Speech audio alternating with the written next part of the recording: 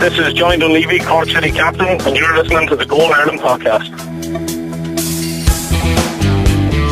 Soccer is rarely mentioned now. League of Ireland gets about a couple of seconds on the radio. It feels as if when you play down south, it has more of a European style of play. That is a phrase that I've heard many of times.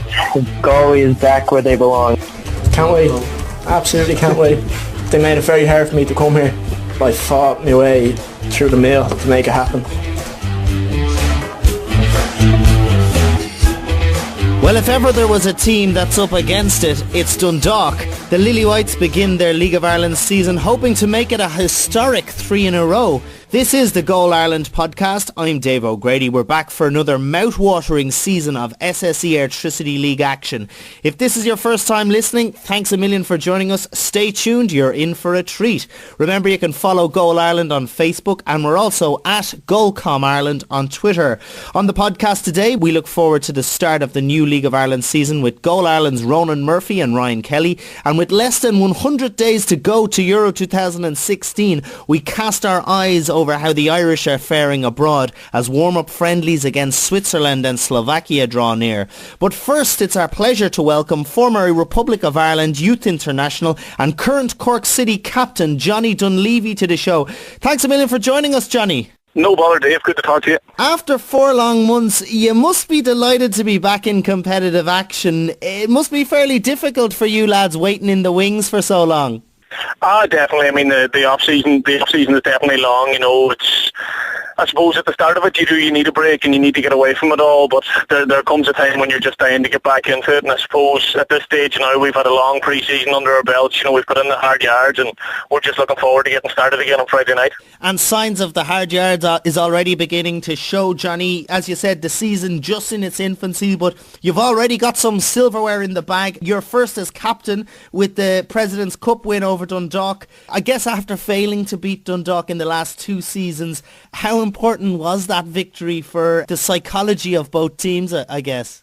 I suppose it was important, all right. I mean, both teams probably were looking to lay down a marker for the season to come, and we needed to show that the new signs that we brought in had gelled in the squad. I mean, we knew they had, and we knew the hard work that we'd put in, and the players we brought in this year are brilliant and have more than added to the squad. So it was nice to get on the board on Saturday. I thought we played very, very well, and if we can carry that kind of form now into the season, then hopefully there'll be good things to come. I guess it's hard to judge, but one of the things we have seen in recent seasons is how important it is to get a good start in the league, and regardless of what happens, losing points midway through the season, those that have a good start and can pick it up and be at least a bit consistent, they seem to finish high up in the table, and no doubt that's the big focus from you lads early on. Absolutely. I mean, as much as it, as great as it was to get the win on Saturday, there were no points at stake, and this Friday night is massively important now for us all. We're definitely ready to go, and we know that Bows are going to present a serious challenge for us down in Turner's Cross. They're going to be, they'll be very much up for the game as well, and they have a good squad. But we just have to be ready ourselves to put on a similar kind of performance to the one we did last Saturday, and hopefully we can pick up the 3 points. I suppose for a lot of League of Ireland neutrals, Johnny, everybody's kind of talking about your rivalry with Dundalk. The rivalry has developed over the past few seasons. It's been so exciting. There's been big crowds at Oriel Park, big crowds at Turner's Cross, and even the Aviva Stadium has seen huge crowds for the tie. What would you say that does for the players firstly, and also the league as a whole? It's got to be a confidence boost knowing that the Irish soccer public's eyes are on you guys when you're playing in these crucial games. Well, no question about it. I suppose when you're growing up, it's the big games that that you dream of playing in. And the first one, obviously, that we experienced was the one in Oriel Park, the league decider. And we were gutted not to come out on the right side of it. But that season, no one had given us a chance. And then obviously last year to play at the Aviva in front of such a big crowd, it's something you think about growing up. I mean, I'd watched Finn Harps back in '98 in the FAI Cup final against Bray Wanderers, and it was something that I'd always want. You'd always want to do it. You're watching your heroes play there. So to do that was brilliant.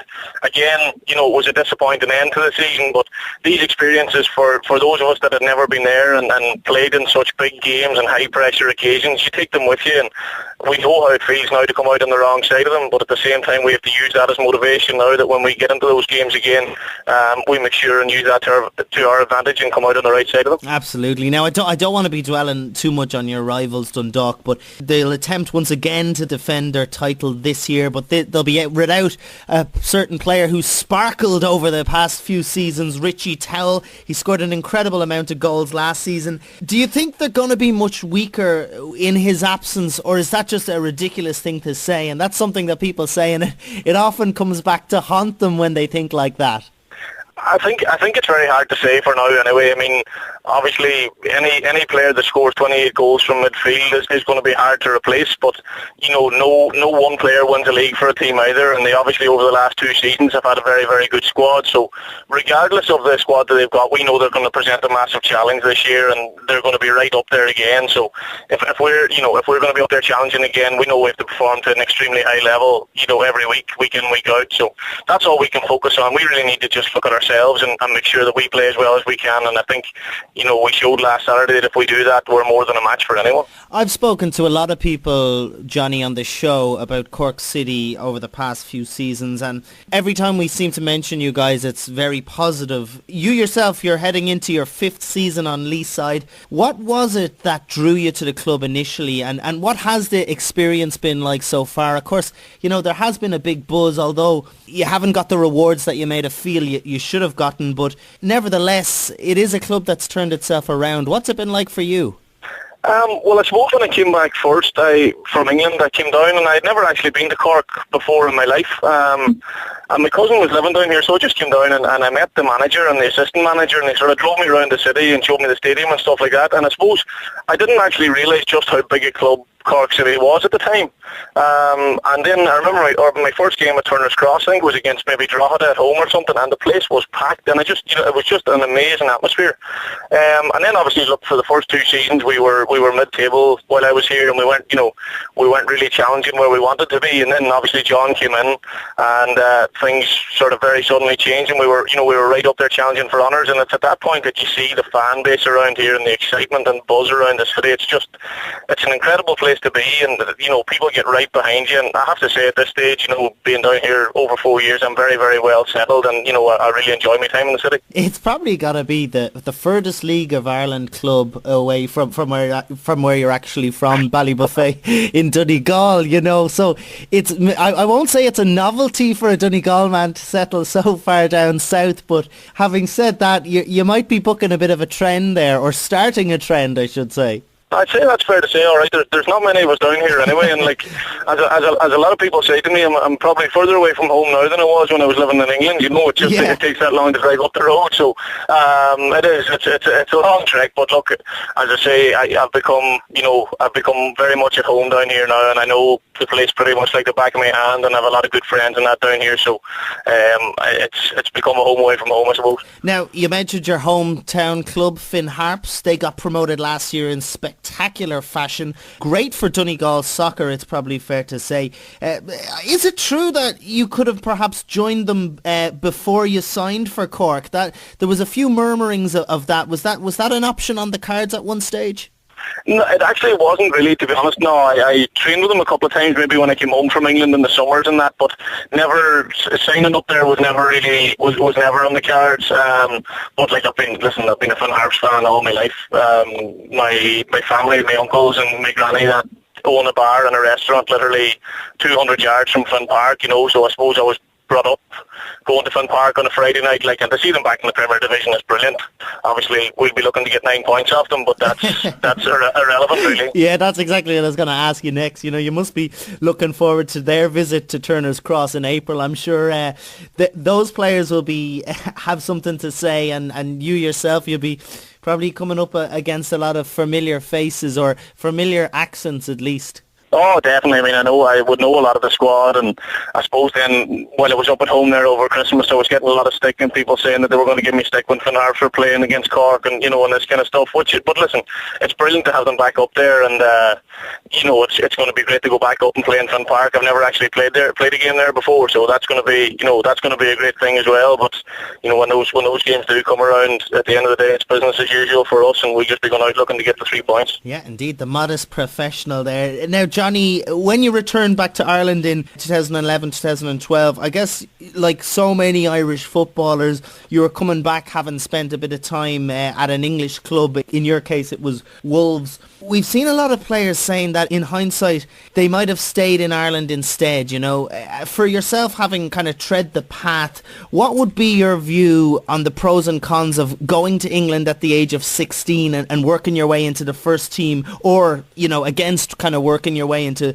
the first team of a League of Ireland club? Because, you do see they established the Airtricity Under-19s League now, and I guess in a bid to stop that from happening. What would be your view to that whole trend? Is it worth a player taking a chance, or do you reckon they should play a few more seasons at League of Ireland?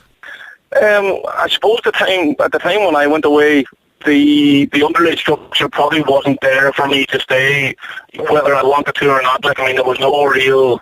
The only under-18 league up at home would have been like an Ulster Senior League, under-18 league, and it's not really a place where you could further your development. And I think as well, at that age, it's the lure of those kind of deals, it's very difficult to turn them down. I suppose, I went over and McCarthy was there, and there was loads of Irish lads playing for Wolves as well at the time, and I have to say, I wouldn't have a bad word to say about them. I was really, really well looked after, but a lot of it then comes down to luck when you're over there. Like a lot of boys, I just happened to get injured at the wrong times probably, and things just kind of spiraled from there. But it's very difficult to know. Obviously, in hindsight, you look back and you might do things differently in that, but at the time, as I say, it's very hard to turn these things down with a bit of luck. You could be in the first team quicker than you think, and then on the other hand, maybe it's better to stay and get your leaving cert and play for a team in the League of Ireland. And I think, looking now at the underage structures that are developing, they will be brilliant for lads going forward. And I think as they progress and get better and better, then it will become a much more viable option for a young lad to stay in Ireland, play in those leagues, graduate to the first team, play 50 games, and then by the age of 22 they're ready to go and go straight into somebody's first team. And teams in England, when that stage comes, teams in England will sit up and take notice and think, actually, you know what, these players are at a level now when they can come straight in and we'll just take them. So that'll be a massive step in the right direction, I think. But indeed, for yourself as well, I know a lot of players will probably do what you did, and they come back home when there's still plenty of time on the cards, so, you're not getting old that quick, so there's plenty of years left in the tank. Listen, Johnny, we wish you the very best of luck for the season. We know it's going to be a cracker. We know Cork are going to be up for the fight. We know Dundalk certainly will. We're all looking forward to this League of Ireland season. Best of luck in your upcoming game against Bohs. Thanks a million for joining us on the Goal Ireland podcast. No bother, Dave. Thanks a million. All the best.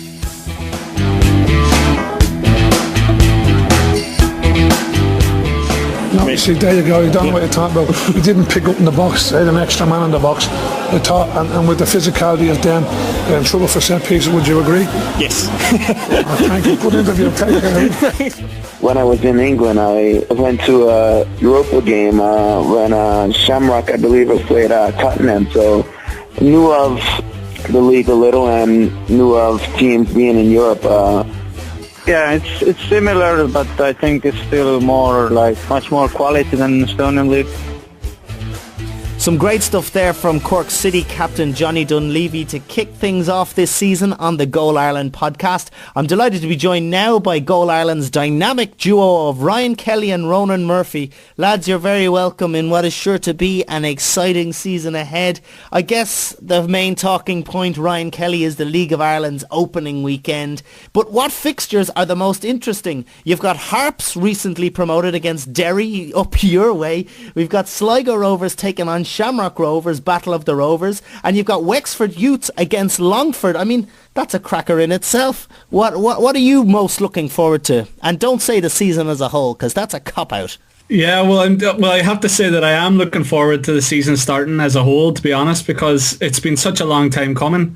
But there are a lot of interesting and intriguing encounters in the first weekend. And as you say, the Finn Harps Derry City one probably stands out for me as being one of the more exciting encounters, because it's the first time Finn Harps have been back in the Premier Division since 2008, and as the history has shown, encounters between these two teams have been feisty affairs in the past.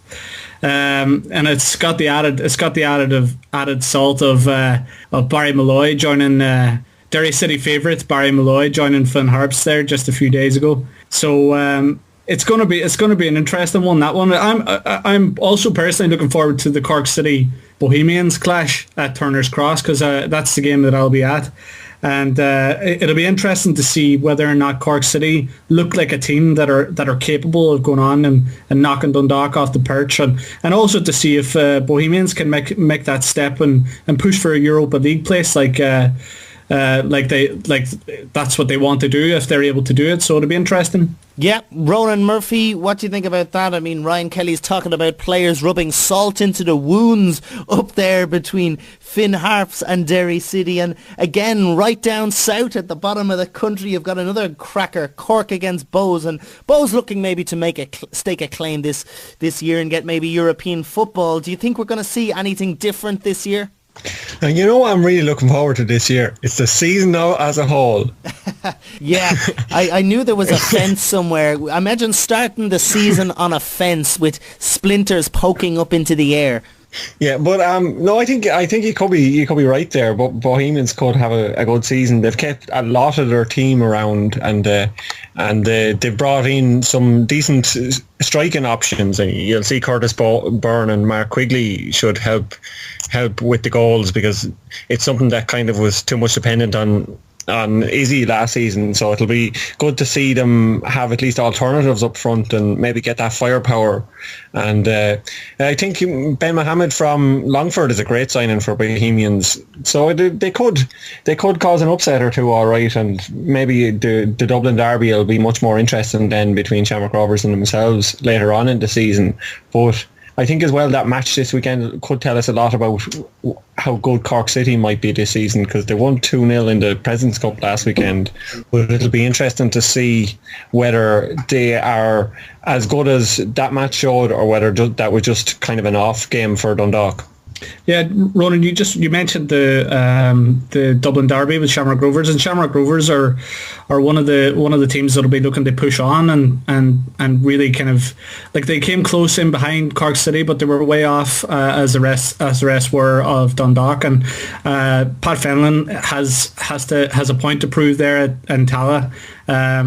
The faithful, the fans at Tala won't settle for a third place finish, and I think that they'll be looking to get off to a good start against Sligo Rovers, who as well will be looking to improve this season after a really disappointing campaign last year.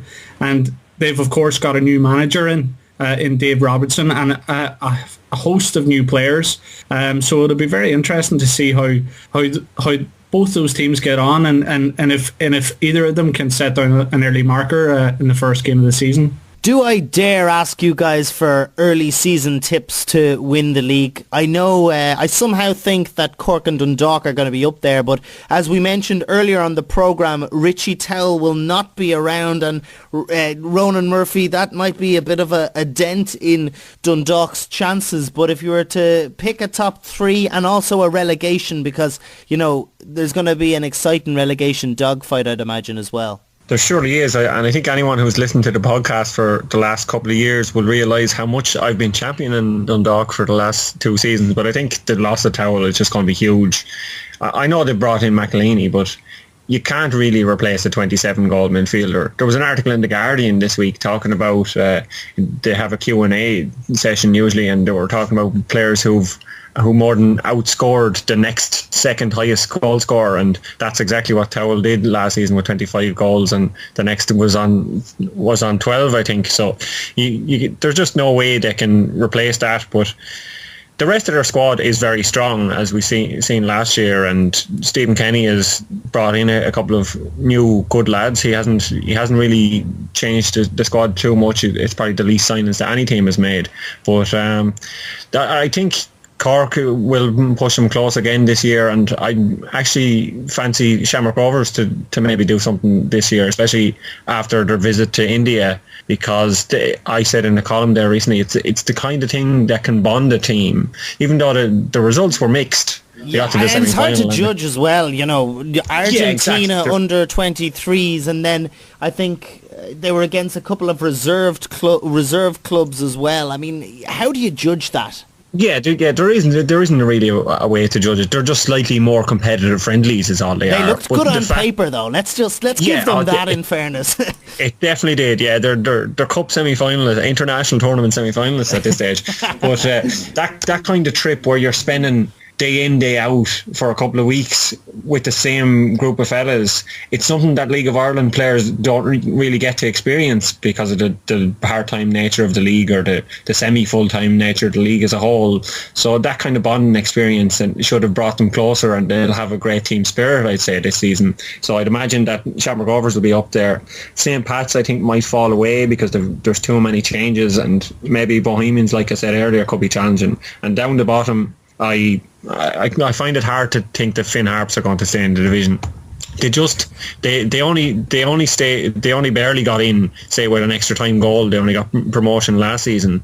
Wexford Youths, they're my local club, so I kind of have to say that they're going to do well. And I think Shane Keegan has them training very hard in pre-season. So if they get some good early results, maybe this weekend against Longford, they could avoid relegation.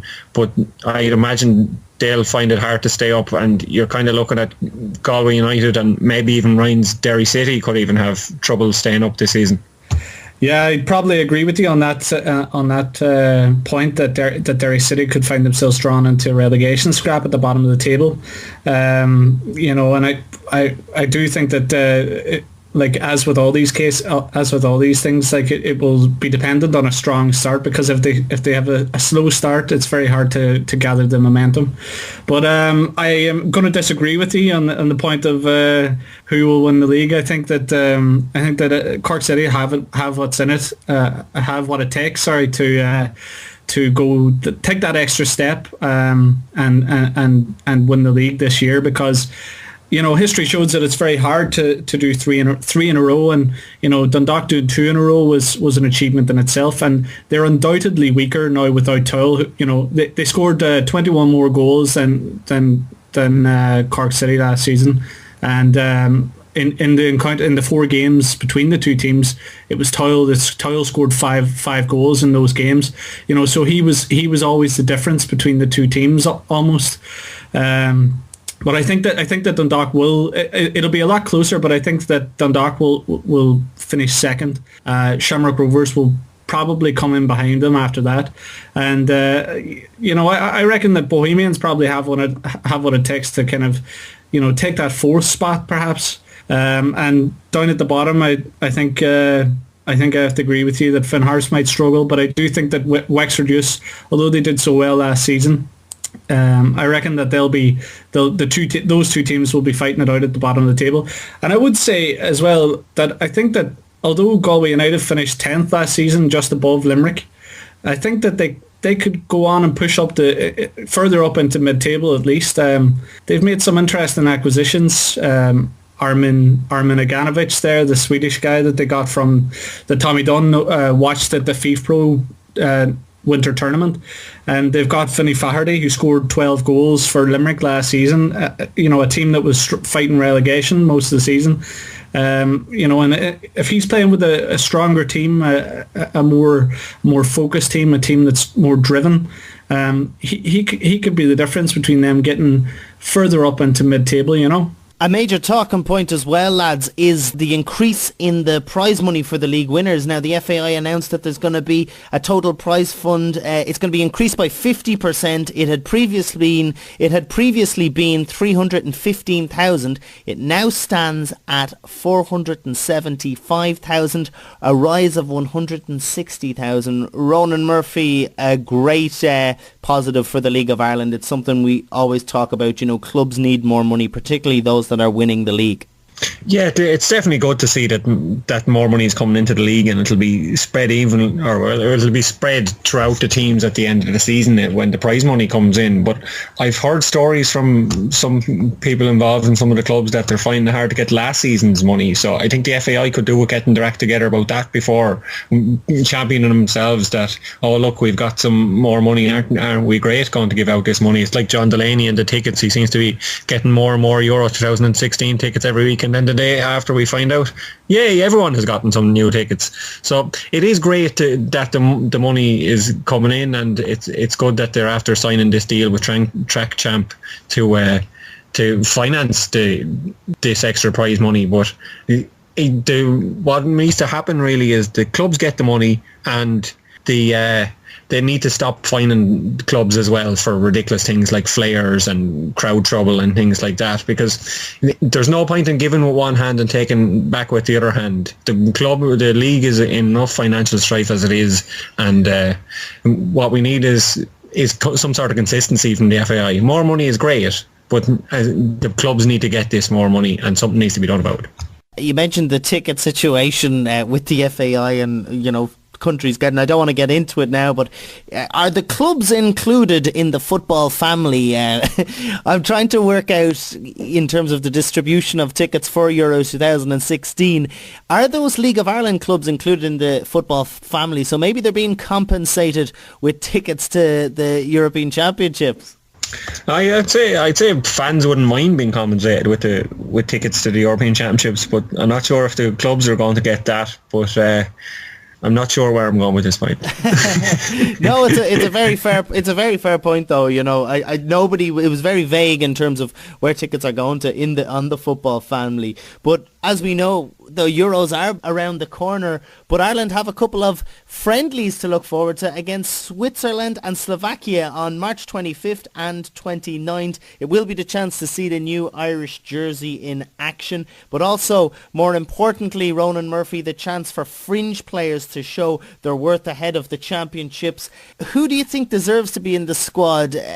Do you think O'Neill is going to experiment? He did say he'll try out a few new things, but we've seen in the Premier League recently a couple of Irish players getting injured. Yeah, we heard him talk at the League of Ireland launch there recently, and as well on TV3 after their Champions League coverage, that he would use these games to kind of see who else might fit in. But looking back at his tenure so far as a manager, he kind of sticks to his usual squad, and people find it hard to get called up. I know we had an interview with Stephen Henderson on goal last year, and Henderson said that he didn't think he would ever get called into the squad, and the only reason it actually happened late last year is because we had so many goalkeeping injuries. But that could kind of tie into your point there about the injuries in the Premier League. Maybe we'll actually see a few uncapped players get called up. Who I'd like to see maybe get a chance is Joe Mason.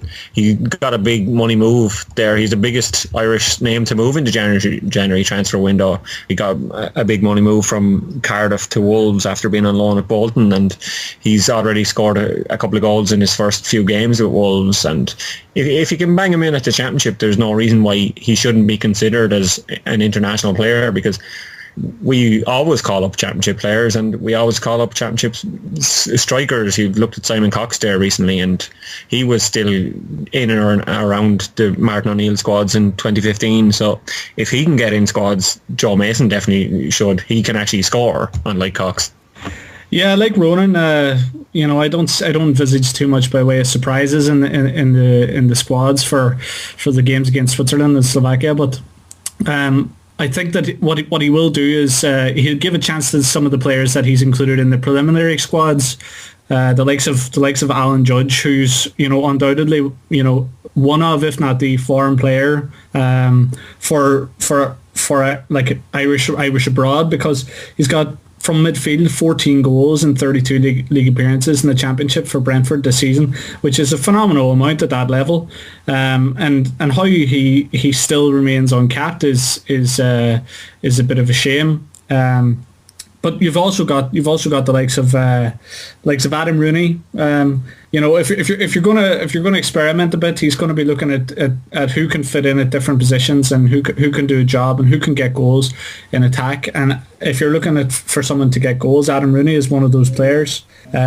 He's out for 6 weeks as far as I understand, and Harry Arter is another one who could be injured and possibly miss these two friendlies. He was another one that people were kind of looking forward to getting a run out. Yeah, well, hopefully these guys, they might get a chance maybe in May. But I think that you've got other players, you've got other areas of the team that are also looking thin in terms of personnel, and some of the people that would be considered first choice players are either injured or not playing as much as you'd like your players to be playing heading into a major championship.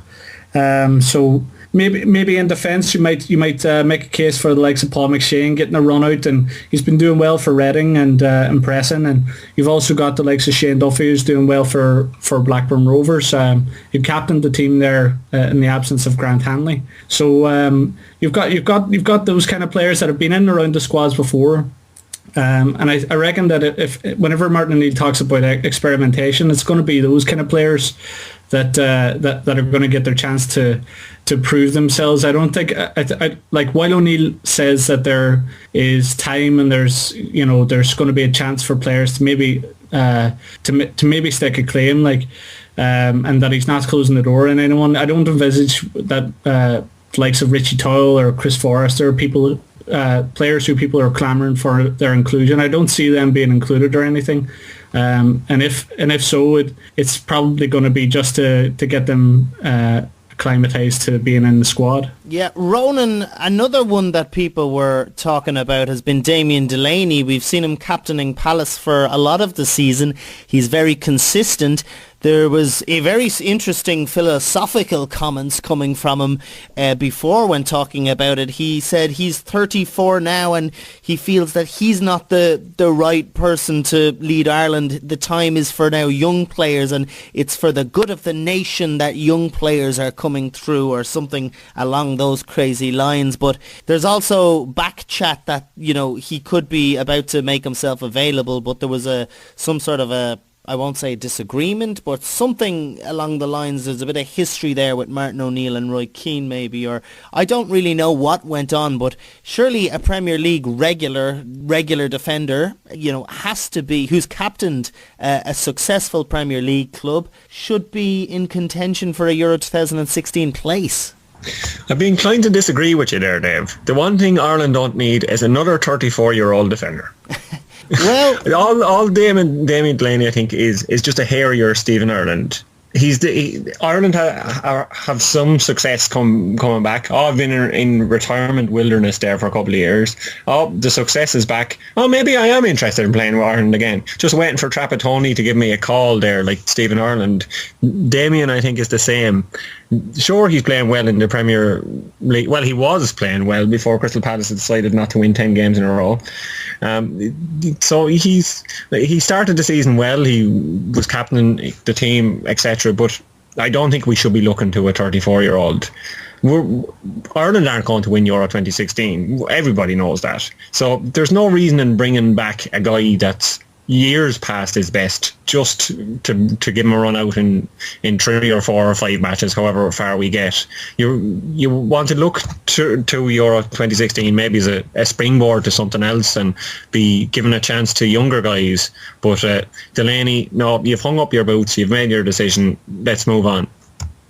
Yeah, well, I think there is an argument to keep Delaney in, because it's not many teams that can turn their nose up against to a player who's playing regularly at the highest level. Regardless of whether or not the team that they're playing in are doing very badly or not. I mean, let's not forget that Crystal Palace they're going through a bad run, but Delaney is coming up against some of the best players in the world week in, week out, and that that's something that not a lot of Irish players can say that they're doing. Does anybody know, Ryan, why he's not playing for Ireland anymore? I mean, Ronan kind of touched on it. He said he's a hairier version of Stephen Ireland, which I think is a little unfair. But is there any... Does anybody know the details of what the disagreement was? Because there seems to be different words being passed between Martin O'Neill and Damien Delaney himself. Damien Delaney claimed that he never, said he wanted to be a star. He wanted to be a guaranteed starter for Ireland. Well, Alan Pardew said that that Delaney is a bit of a character, and when you get these people who are that way, that they have that kind of temperament that they can take things the wrong way, or it can rub them up the wrong way, and their behaviour then subsequently will be a bit prickly towards the people who they perceive to have slighted them. But as far as O'Neill is concerned, he reckons that Delaney wasn't interested in going out to the Tour of America, where Ireland played Costa Rica and Portugal. That sends bad signs to your manager and also to your teammates, especially those that are willing to go out and play for the country. More senior players like Robbie Keane have shown that kind of enthusiasm all the time for playing for Ireland, and has shown no sign of abating. And it's a bit different that Robbie Keane is maybe in with a better chance of featuring for Ireland, but you still have to have that. You have to have that desire and passion first and foremost. You can't expect anything, even if you are playing as Delaney has been in the Premier League. So it looks to me like it's a bit of a crossing of wires, and that's how O'Neill has described it. I doubt very much that he has any real negative feelings towards Delaney, but in the back of his mind, that rejection of the trip to America won't have sat well with him. Yeah, no, I get it exactly, yeah. I always thought he looked a little bit like Dermot O'Leary, the presenter of The X Factor, so maybe when he hangs up his boots, he can go and present a high-class music show. Very quickly, we've come to the end of the Goal Ireland podcast. Ronan Murphy, O'Neill, very finely. O'Neill, he has identified the opening game against Sweden as the crucial one if we want any chance of reaching the knockout stages. Is he right?